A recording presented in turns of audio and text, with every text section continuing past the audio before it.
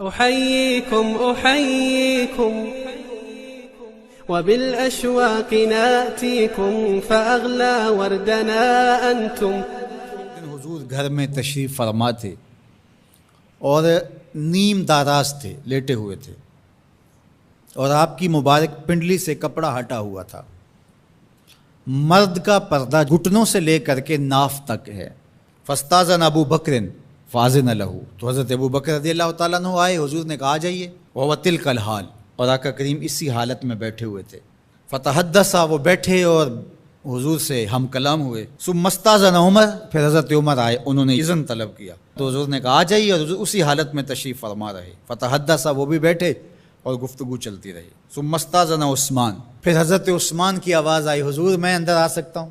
فجلس رسول اللہ صلی اللہ علیہ وسلم، حضور سیدھے ہو کے بیٹھ گئے. وسوى ثيابه، اور جلدی جلدی اپنی پنڈلی کے اوپر کپڑا ڈال دیا. جب یہ لوگ چلے گئے، حضرت ابو بکر رضی اللہ تعالیٰ عنہ بھی، حضرت عثمان بھی، حضرت عمر رضی اللہ تعالیٰ عنہم چلے گئے. قالت عائشہ رضی اللہ تعالیٰ عنہ، حضرت عائشہ فرماتی ہیں میں نے کہا حضور ابو بکر آئے تو آپ بیٹھے رہے، جنبش نہیں کی، کپڑا سیدھا نہیں کیا. حضرت عمر آئے تو آپ اسی حالت میں رہے اور باتیں چلتی رہیں. لیکن جب عثمان آئے تو پھر آپ ایک دم اپنا کپڑا سیدھا کرنے لگے اور اٹھ کے بیٹھ گئے. تو سنو میرے حضور نے کیا جواب دیا. کہا میں اس سے حیا نہ کروں جس سے اللہ کے فرشتے بھی حیا کرتے ہیں. کتنا بد نصیب ہے جو حضرت عثمان غنی پہ زبان درازی کرتا ہے. یہ عثمان وہ ہیں جس سے اللہ کے فرشتے بھی حیا کرتے ہیں. اللہ اکبر، یہ عظمت حضرت عثمان غنی رضی اللہ تعالیٰ عنہ.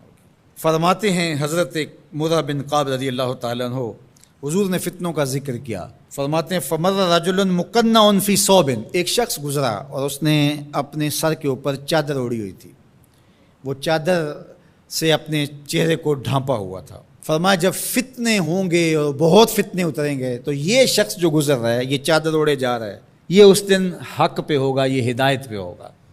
مرہ بن قاب کہتے ہیں میں دوڑا کہ میں دیکھوں یہ خوش نصیب کون ہے. تو جب نیڑے ہو کے دیکھا تو حضرت عثمان غنی رضی اللہ تعالیٰ. کیا تو میں نے حضرت عثمان غنی کے سر کو پکڑ کے حضور کی جانب ان کا رخ پھیرا. فقلت ھذا، میں نے کہا حضور یہ؟ کالا نام، کہا ہاں یہی. حضور نے حضرت عثمان غنی رضی اللہ تعالیٰ عنہ کی طرف اشارہ کر کے کہا جب فتنے بہت زیادہ ہو جائیں گے تو یہ شخص اس فتنوں کے زمانے میں مظلوماً شہید کیا جائے گا. تو حضرت عثمان غنی رضی اللہ تعالیٰ عنہ پر 40 دن تک پانی بن رہا، اپنے گھر میں معصور ہو کے رہ گئے، سخت اذیتیں کاٹیں. شہادت سے قبل آپ کی مبارک داڑھی کھینچی گئی، آپ کو اذیت پہنچائی گئی، اور آپ کی اہلیہ کے سامنے حضرت عثمان غنی رضی اللہ تعالیٰ عنہ کو شہید کیا گیا. تو حضرت عثمان غنی رضی اللہ تعالیٰ عنہ حضور علیہ السلام کے پیارے صحابی ہیں. حضور کی 2 صاحبزادیاں یکے بعد دیگر حضرت عثمان غنی رضی اللہ تعالیٰ عنہ کے نکاح میں آئیں.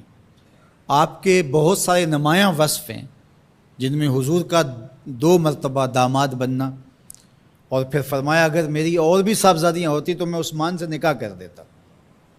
اور پھر ذوالہجرتین 2 ہجرتیں، حبشہ کی جانب اور مدینہ المنورہ کی جانب.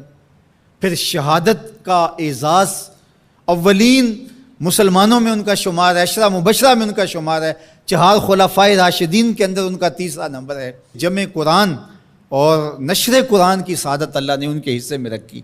آپ کے اوصاف میں سے 2 وصف بہت نمایاں ہیں. ایک تو آپ کا سخی ہونا، دوسرا آپ کا وصف نمایاں حیا تھا. تو آج حضرت عثمان غنی رضی اللہ تعالیٰ عنہ کی ان صفتوں کو، حیا کو اپنے کلچر میں فروغ دینے کی ضرورت ہے، اپنی معاشرت میں فروغ دینے کی ضرورت ہے. ایک مرد ہو کے اتنا حیا دار، تو پھر عورت ہو کر حیا کی چادر پھاڑ دے اور وہ اس کو آزادی کا نام دے، تو اس سے وہ نسوانیت کا نور رخصت ہو گیا. اقبال نے کہا تھا جس علم کی تاثیر سے زن ہوتی ہے نازن، کہتے ہیں اسی علم کو ارباب نظر موت. تو حضرت عثمان غنی رضی اللہ تعالیٰ عنہ حیا اور سخاوت کے بہرے بے کراں تھے.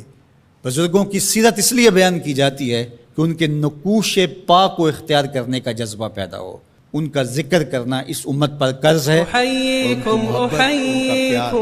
اس امت کے رگ و ریشہ کے وبالأشواق ناتيكم فأغلى وردنا أنتم وكل الورد نهديكم